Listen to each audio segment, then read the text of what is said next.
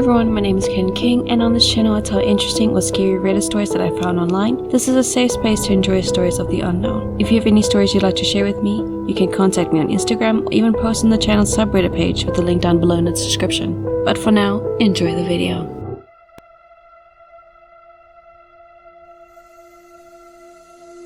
I don't know if anyone knows or was in the Lake Baikal area in the 1970s, but you have to believe me that this really did happen. My father worked for the Soviet Union on a project he never told me and my mother about. I remember being very little. Somewhere around 1975, I found a greyish rubber suit, which my father told me was for his work, which I now realize was a hazmat suit, similar to the ones the Chernobyl liquidators wore. But now I can finally connect the dots. 40 years after the events my father must have had a part in. In 1983, there's a farm north of Bratsk, owned by the Kremlin, which only grew some unknown flowers no one had ever seen in the area, or in the flower books found in the local library. In 1983, there was a local boy named Dmitry Borodin who found a rusted gate without a padlock on the far side of the compound. If you will, and since I was in the same class as Dmitry, we were relatively close friends. I went with him to explore. The fields were full of flowers, a brighter blue than the sky or the ocean, and yet we saw no irrigators, no farmhands, not even a barn cat, just a bland house and rows upon rows of flowers. I would have to guess 2 square kilometers, as big as the meteor crater in Arizona, at least. But being foolish children, we went in the house, where we found nothing. It was as sterile as a laboratory, quieter than space itself, and the walls were nothing but pictures taken from a microscope of what I now know as spores, electric blue as flowers outside, which is not their only connection, but most importantly I found many Polaroid photos in a dark room in the house, which I still have, but I digress. They were horrible, depicting a column of fire and a crater filled with the same flowers that bloomed outside. Men walking through the fields wearing those yellow hazmat suits with gas masks on, a deer nearly just a skeleton with skin, a man being consumed by a blue rot, and that's when I looked back at Dmitry. His face was starting to turn a shade of blue, pale blue mind you, but I saw these dots under his skin, tiny bumps like your taste buds. But it was then that I connected the dots. The picture of the soldier, the deer, the flowers. I couldn't don the hazmat suits, but thanks to many nuclear drills, I knew how to wear a gas mask. Yet, it was too late for Dmitry. If only I could have saved him. His skin peeled off his face and a mist of these spores wafted out, him gargling on his own blood. I still hear those gargles today. I ran so hard and so fast, but I left the gate open. The flowers began to spread to the town below. My father understood the implications of this, and the suits he used for work were brought out of a locked cabinet in the garage, and I was told how to wear one, and a truck came to pick us up. I remember that day, August 28, 1983. A truck marked with the Star of the Red Army came to pick us and the other personnel up. Even the driver was wearing one of those grey-green hazmat suits. There ended up being me, my mother, my father, and another family. We were seated in the bed of this truck, a leftover surplus from the Great Patriotic War, driving through the streets. I saw hundreds dead, some simply lying there, like they had all gone to sleep, all of them blue. But some were different. Some had their rib cages blown open, like a grenade went off inside them, pumping out those clouds of blue mist like it was exhaling. Some were barely recognizable as human, with elongated limbs and a smooth face. Some had branches sticking out of every spot on their body. Some seemed to be immune, but those that were eating limbs of humans who were lucky enough to die before being overtaken. The man in the passenger seat of the YAG-10 shot these people on sight. I saw one of those things blink. I swear to God, I saw it blink. In those eyes, I saw unimaginable pain, and it looked like that thing's soul was in hell, but its body was on Earth. I went back there around 1995, after the fall of the Union, to see it myself. I had gear, everything. It wasn't there, just some ash. They must have burnt the research village to the ground to destroy the spores. The farm was gone too. Me and the children from those other families are the only ones who remember the Blue Plague. And I can only hope whoever was in charge of that program shut it down after seeing that. I have never slept without nightmares. The town was named Nomosk. It was around 90 kilometers north of Bratsk. It was similar, I believe, to the USA town of Oak Ridge, a town for researchers, masquerading as a normal town. There were constant army trucks and helicopters roaming the area. It wasn't uncommon to see an officer at the local bar or a grunt at the local post office. After the plague of 1983, we were moved to Moscow, with my father receiving a large pension and us living in an apartment. I remember a sign in the house though: to prevent an apocalypse that could happen, take these steps. Wear all safety gear. This minimizes exposure. Report any erratic behavior in your fellow researcher. Sports have been shown to have a psychological impact. Tell no one what happens here. Discourage rumors.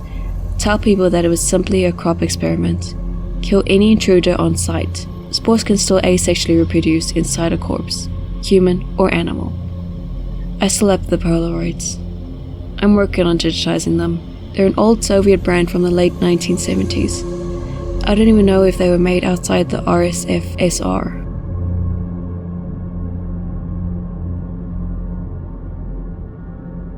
A bunch of drunk people near an abandoned place known for all the mystery surrounding it. What could go wrong? My friends and I were across the street from an abandoned terrain known for all the missing people who never came back after entering through those spiky gates. And what else would we be there for other than going inside? As the last of us jumped from the top of the gate, we finally managed to get a good look at what awaited us. All the dead plants in the garden, all the broken windows, all the graffitis that seemed to be the only form of color coming through this place, disconnected from reality for who knows how long. That should have been all that was needed to make anyone get back right from where they came from, but not us apparently. As we creep closer to the main entrance, it seemed as if the sounds we could before hear coming from all the streets nearby slowly got lower and lower, coming to a complete stop as soon as someone grabbed the doorknob. After we opened the door with all our flashlights, we finally got a look inside that strange building, and to our surprise, the house was brand new from the inside, although it seemed as if it had never left the 18th century. It was surprisingly pleasant. That gave us all the courage that we needed to keep pressing forward, uncovering everything that the house had to offer. We kept on going from what seemed for hours, door after door, corridor after corridor, but after a while, we were not even concerned anymore by the size of the house. That seemed honestly infinite. We were starting to get concerned with the changing scenario and the weird atmosphere that somehow after every turn managed to get even more horrifying. We went from an 18th century house to what seemed more of a church, and then to some kind of fabric, and now we could see ourselves walking through what seemed like a tunnel. Why a tunnel, you may ask? That is because we have not seen anything new for a while, just the concave brick walls with no walls for what seems like forever. Slowly, our flashlights died, one by one, leaving us in complete darkness. We all gathered around our smoker friend, that now had the only source of light in his hand, his lighter. We were in discussion of what to do. Some of us wanted to try going back. But wait, haven't we already turned before? What? We were walking in a straight line. When would we have turned, dumbass? No, he's right. I remember that at some point we did turn around because we were getting tired. And just like that, a discussion broke out on what direction we had actually headed up to in this point. Unfortunately for us, that discussion didn't last long, because we only now noticed the dry, bloody handprints on the wall. Panic took over. Nobody was able to discuss anything anymore. We picked a direction and started running, but no matter how long we ran for, nothing changed. Slowly, the panic was being substituted by the sense of dread, and after a while, there was no hope anymore. "Give up, dude, it's useless. We're stuck here. There's no escape," said one of our friends as he sat on the ground. "If you guys want, you can go without me, but I'm not wasting my time walking forever." "I can't take it anymore. Just leave me here. I don't want to walk around anymore," said another one of our friends after a while, as she sat on the ground with a desolated face. Slowly, each one of the group had decided to be left behind. There was no end in sight, and no reason to have any sort of hope. My last friend told me, "This wasn't the way I was planning to go, but I just won't walk anymore. There is nothing more for us. You should just give up as well, or you will die walking." I honestly never had actual hope on finding an exit, but after a lot more of walking, the scenery started to change again. I saw it all again. I saw the end of the tunnel, the fabric, the church, and finally I reached that 18th century scenario once more. I could not believe my eyes. I had finally reached the entrance. Opposing all my soul was telling me I had to go back for my friends. but after I got through the fabric scenery, there was no tunnel anymore. What was beneath an infinite path surrounded by a concave brick wall now wasn't more than a few meters deep, with a brick wall by the end. I could not believe it. As I made my way once again to the entrance completely alone, I was questioning everything that had happened up to this point.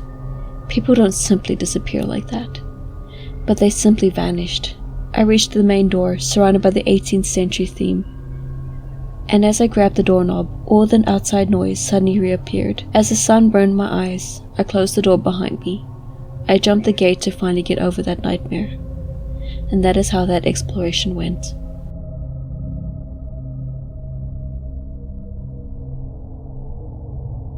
Around the time I turned 30, I first became aware that I was possessed. Unlike in the movies, I wasn't shouting obscenities at priests and spinning my head in circles. I wasn't even possessed for most of the day. Instead, I would just sort of disappear for a few minutes at a time, sometimes an hour. And when I came back, I'd find very little had changed. Maybe I'd even driven to work or made pasta, but it hadn't been me doing it. I'm not sure how I invited the demons in. Maybe they'd just been there all along, growing slowly. But it's easy to ignore a missing second, even a missing minute. Through my teens and 20s, the demons of time were probably there all along, eating my life a nibble at a time. Now it's disappearing in great, big chunks. The problem was worst at work. I started working on a PowerPoint for my boss about some little company we were trying to buy, and then bam, I'd wake up on the BART ride home, listening to some podcast. The work would be done, maybe even done well, but it hadn't been me doing it.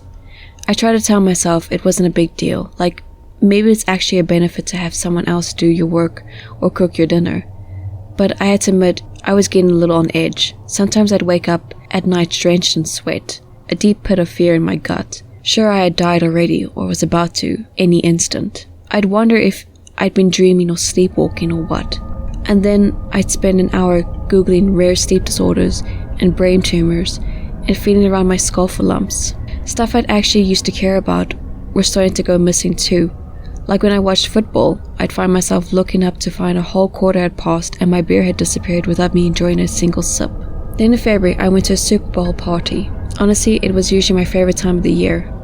I guess I'd started to drift apart from my friends a little. And it was the only time I really carved out to see everyone. But this year, the whole party passed in an instant. As I walked out the door, I realized I didn't remember a single conversation, or a thing I'd eaten, or even the final score. There's a woman downtown who helps with these kind of problems. I visited her in the antique bookstore where she works.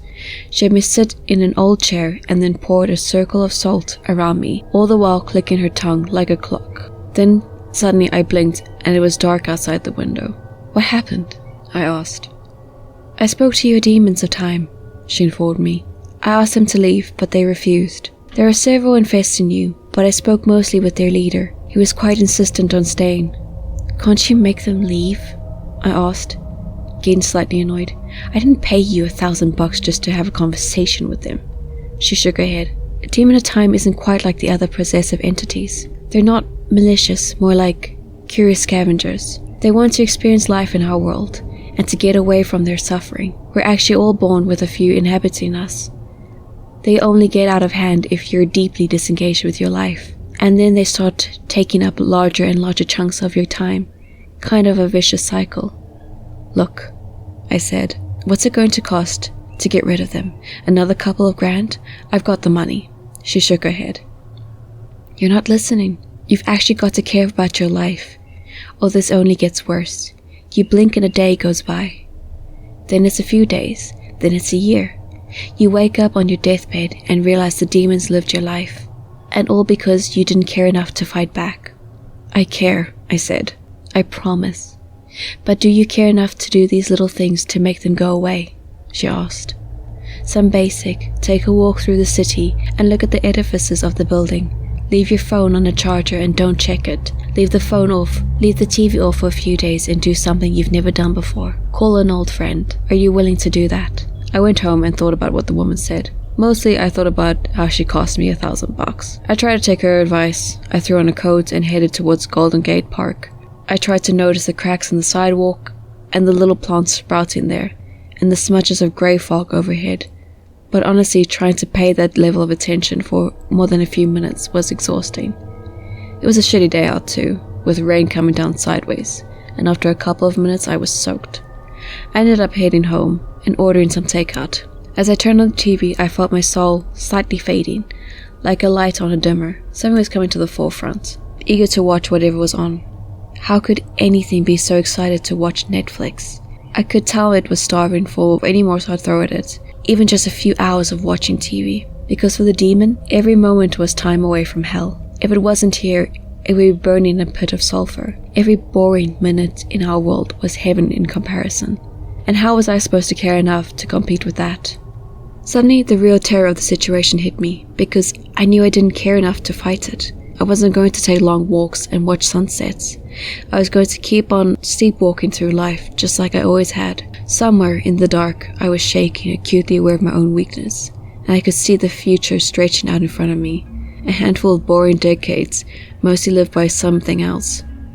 I was screaming at myself, furious and terrified, and the thing was watching Friends, laughing its head off at every bad joke, laughing like I've never had in my life, and I knew in that moment that I was going to let it win.